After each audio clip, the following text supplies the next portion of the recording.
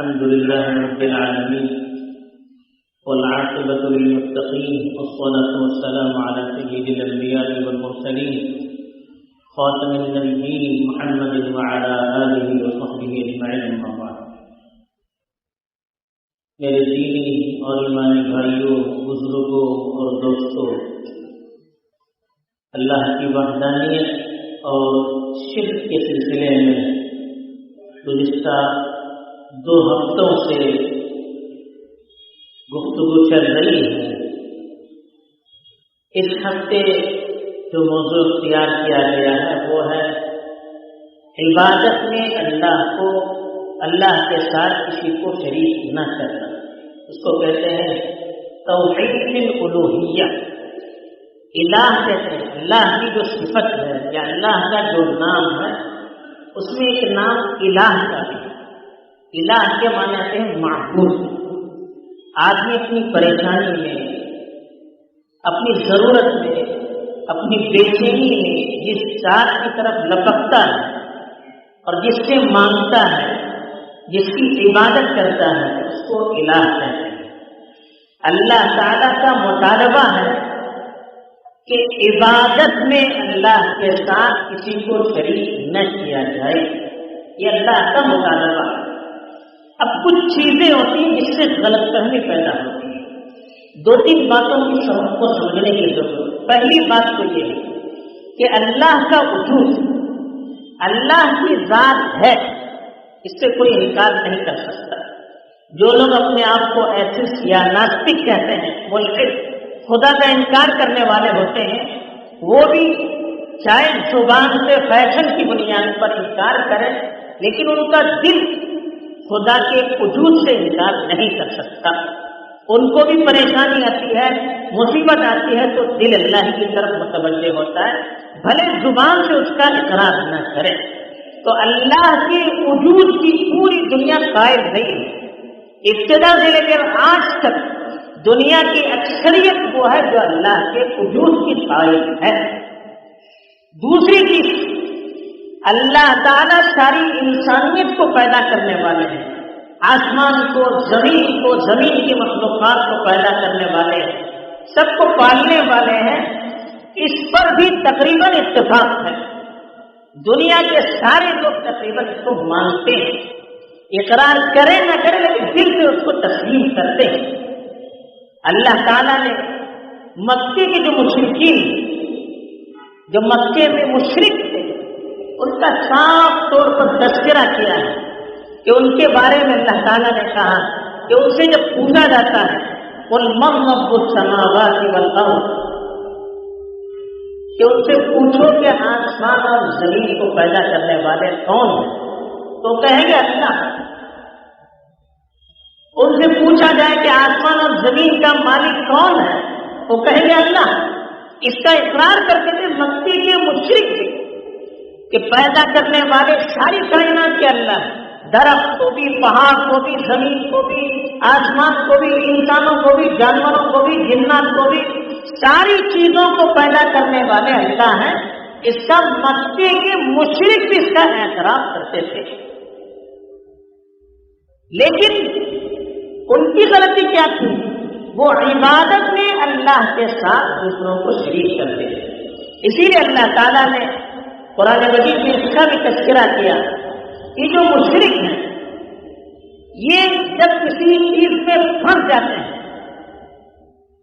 وہ کشتی میں چلتے ہیں، کشتی چلتی رہتی ہے، فَرِحُوا بِهَا، ہوا رِيحًا طَيِّبَةً، اچھی ہوا رہتی ہے، وَجَرَيْنَ بِهِمْ بِرِيحٍ طَيِّبَةٍ وَفَرِحُوا بِهَا، کشتی پر بیٹھتے ہیں اور کشتی ہوا کے بلبوتے پر پہلے کشتی چلتی تھی، کشتی چلتی رہتی ہے، بہت اچھی ہوا رہتی ہے، وہ خوش رہتے ہیں. لیکن جاءتها ريح عاصف، اچانک تند ہوا چلتی ہے اور کشتی پھر مچلنے لگتی ہے، ادھر ادھر حرکت کرنے لگتی ہے، اب ڈوبی تب ڈوبی، یہ کیفیت جب ہو جاتی ہے تو وہ مشرک بھی جو اللہ کے علاوہ دوسروں کی پوجا کیا کرتے ہیں وہ بھی پکار اٹھتے ہیں کہ دعوا اللہ مخلصین لہ الدین. ایسے موقع پر جب سارے سہارے ٹوٹ جاتے ہیں، اب کوئی امید نہیں رہتی ہے تو اللہ کی طرف متوجہ ہو جاتے ہیں اور پورے اخلاص کے ساتھ اللہ کو پکارتے ہیں. اب سب کو بھول جاتے ہیں، جتنے معبود تھے جن کی عبادت وہ کرتے تھے سب کو بھول جاتے ہیں اور ایک اللہ کی طرف متوجہ ہو کر اس کو پکارنا شروع کر دیتے ہیں. تجربہ ہم لوگوں کو بھی ہوتا ہے. علاج معالجے کے لیے آپ ڈاکٹروں کے پاس جاتے ہیں، بڑی بڑی فیس لاکھوں روپیہ خرچ کرنے کے بعد جب کوئی علاج نہیں ہو پاتا تو ڈاکٹر بھی ہاتھ اٹھاتا ہے غیر مسلم اور کہتا ہے آپ اوپر والے سے دعا کیجیے. مطلب کیا وہ بھی مانتے ہیں کہ زندگی اور موت اللہ کے ہاتھ میں ہے، صحت اور بیماری اللہ کے ہاتھ میں ہے، یہ وہ مانتے ہیں. لیکن غلط فہمی پیدا ہو جاتی ہے. وہ غلط فہمی کہاں سے پیدا ہو جاتی ہے؟ اللہ کی ذات، اس کی عبادت میں اس کے ساتھ دوسروں کو شریک کیوں کرتے ہیں؟ اس کے کچھ اسباب ہوتے ہیں. ایک چیز تو یہ ہوتی ہے کہ بعض لوگ اللہ کا جو تصور کرتے ہیں وہ کسی ہیبت ناک چیز کا تصور کرتے ہیں. بڑا بادشاہ ہوتا ہے، بڑا خطرناک، کوئی اس کے پاس جا نہیں سکتا. تو یہ ہیبت اور خوف کی وجہ سے وہ یہ سمجھتے ہیں کہ اب اللہ کے پاس جانا ہے تو کسی کا وسیلہ ضروری ہے، کسی کا سہارا ضروری ہے، کسی کی سفارش ضروری ہے. اس کے ذریعے سے اللہ تک پہنچا جا سکتا ہے. ڈائریکٹ ہم اللہ کی عبادت نہیں کر سکتے. اب اس کے لیے کبھی قبر کا سہارا لیتے ہیں، کبھی بت کا سہارا لیتے ہیں، کبھی جنات کا سہارا لیتے ہیں، کبھی فرشتوں کا سہارا لیتے ہیں، کبھی اور کسی انسان کا سہارا لیتے ہیں کہ یہ لوگ اللہ کے پاس ہماری سفارش کریں گے. تو ایک غلط فہمی یہ ہوتی ہے. جیسے مشرکین مکہ کہتے تھے ما نعبدہم الا لیقربونا الی اللہ زلفی، کہ ہم ان بتوں کی عبادت صرف اس لیے کرتے ہیں کہ یہ بت ہمیں اللہ کے قریب تک پہنچاتے ہیں. وہ بھی بتوں کی عبادت نہیں کرتے تھے، بتوں کو خدا نہیں مانتے تھے. وہ یہی کہتے تھے کہ ان بتوں کی ہم عبادت کریں گے تو یہ ہمیں اللہ تک پہنچا سکتے ہیں. ڈائریکٹ ہم اللہ سے اپنا تعلق اور اپنا ناطہ جوڑ نہیں سکتے. تو ایک غلط فہمی یہ ہوتی ہے. دوسری جو غلط فہمی ہوتی ہے وہ اللہ کی ذات کو دنیا کے بادشاہوں پر قیاس کرتے ہیں. دنیا میں کسی بادشاہ کے پاس ملنا ہے، پرائم منسٹر سے مان لیجیے ملنا ہے یا صدر سے ملنا ہے، آپ کو کتنے لوگوں کے واسطے تک وہاں تک پہنچنا پڑتا ہے. ڈی ایم کے واسطے سے، فلاں کے واسطے سے، پھر فلاں کے واسطے سے، ایم پی کے واسطے سے، پھر سیکرٹری کے واسطے سے. دنیا کے واسطوں کا سہارا لے کر پرائم منسٹر تک یا پریزیڈنٹ تک ہمیں پہنچنا ہوتا ہے. یہ جو دنیا کا معمول ہے یا دنیا کا قانون ہے، ہم اللہ کے سلسلے میں بھی یہی قانون تصور کرنا شروع کر دیتے ہیں.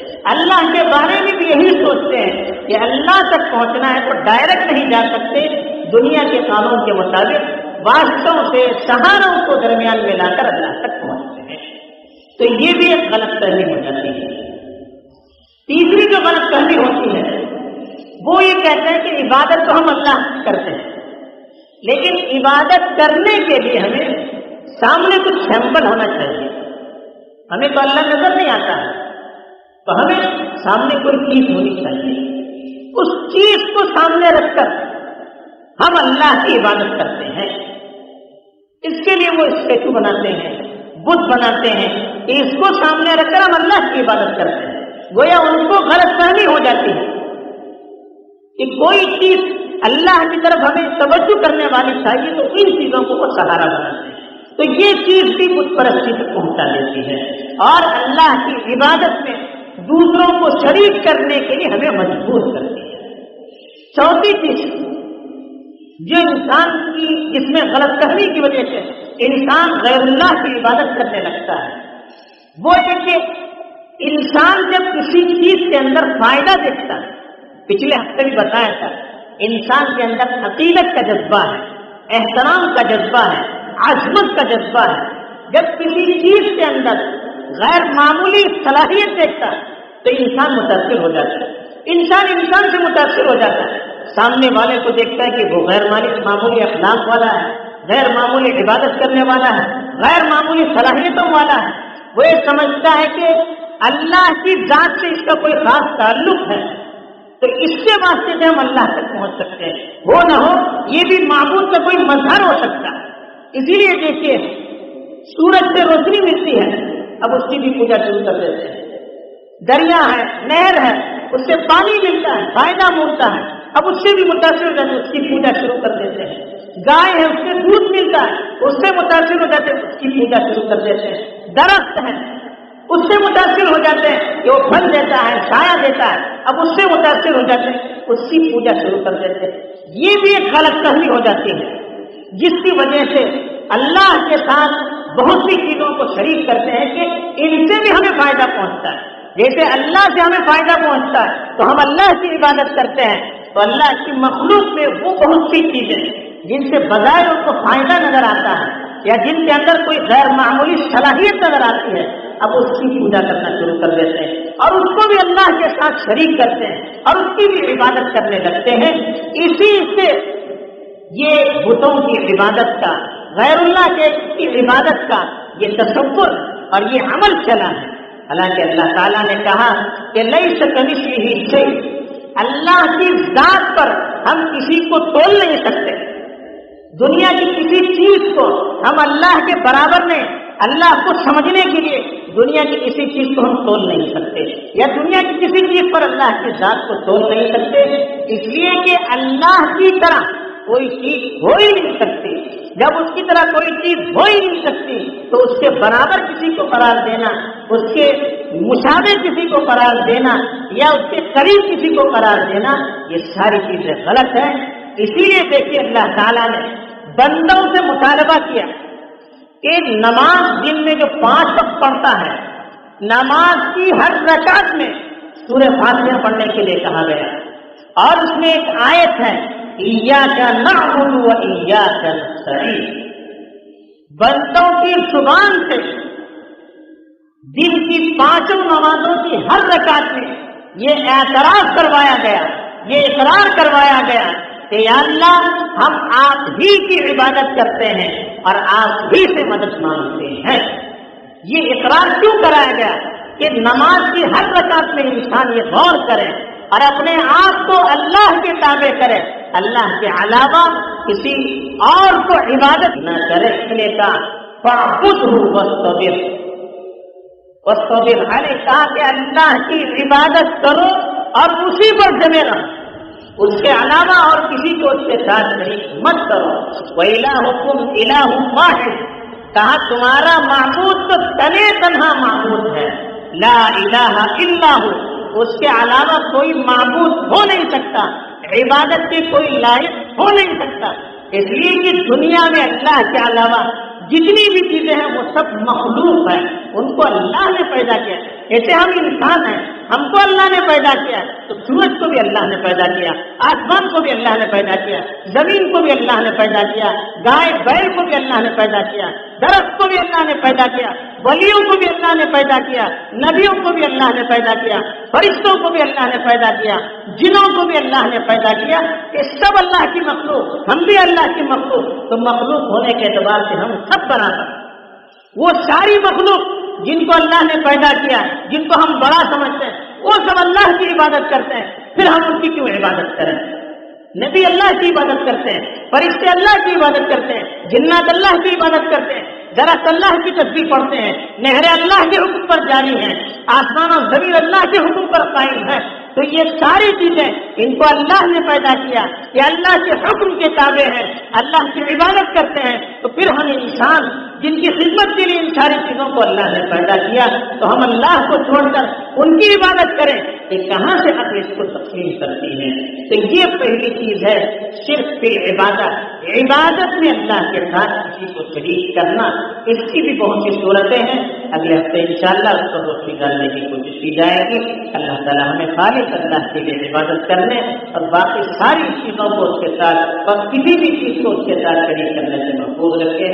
آمین. وآخر دعوانا ان الحمد للہ.